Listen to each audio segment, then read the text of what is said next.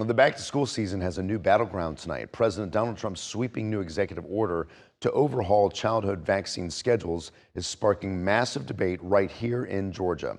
Atlanta News First Abby Casores is live in Sandy Springs, tracking the local fallout. So, Abby, what are parents and pediatricians telling you about all this?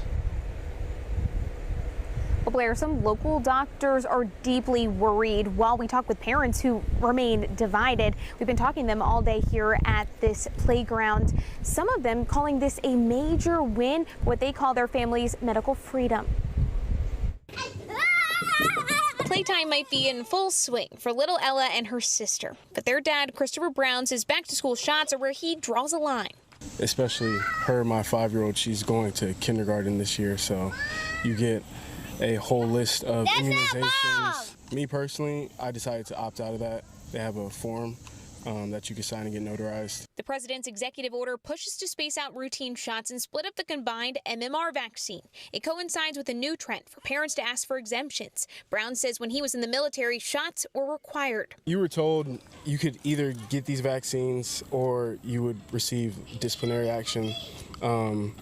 That to me is kind of like a red flag, being told to do something without choice. So, of course, I wouldn't want the same thing for my children. State data shows only 86.8% of Georgia kindergartners are fully vaccinated, far below the 95% threshold needed to prevent measles outbreaks. Top state pediatricians fear those numbers leave communities vulnerable. Like most pediatricians, I'm disappointed by this executive order, but not surprised.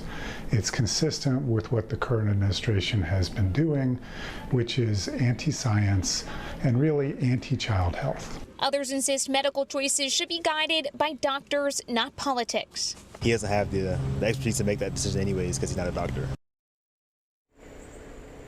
And we asked the Georgia Department of Public Health if they're going to make any changes to vaccine recommendations. In a very brief statement, they said at this time, DPH does not have a statement regarding the executive order and its potential impact. Keep in mind the CDC can change recommendations based on the president's order, but it'll be up to the state of Georgia, not the CDC or the federal government, to make those changes for what vaccines children will need to go in order to go to school.